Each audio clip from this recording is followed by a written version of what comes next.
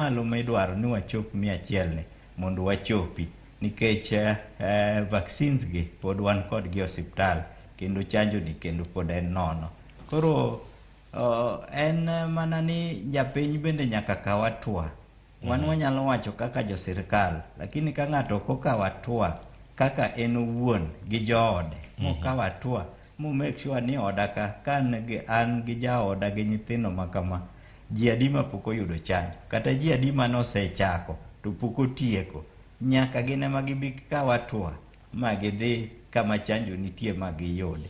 Ko gikaw atua to bedonwa matek mondo wachopi ata malo 100 kaka oketni. Adwoko ne jopiny mosetemo kendo jopiny makata go sime ka penjo ni to owinjo bed nayudo booster karang'o, owinjo bed nayudo second dose karang'o. Ko ging'eyo to wanya yude kanye. Wasebedo kuwatudore gi jopiny kendo wakonyogi e yo makare. Wadwoko ne gi erokamano. Tudruok maru gi jopiny. Elijah, mana ka ng'adi matin mos. Adani lera ne kapok adhir Joseph Ochieng. Tudruok maru gi jopiny gi. Utimo gi e yo machalo nade? Titimo gi kanye? Mondo gibed kod ng'eyo makama kata kopogore gi go simu ma gisiko gigo ka gipenjo makamago. Utimo gi kanye? Kata manya bedo mago mano ni mobilization. Elijah. Erokamano.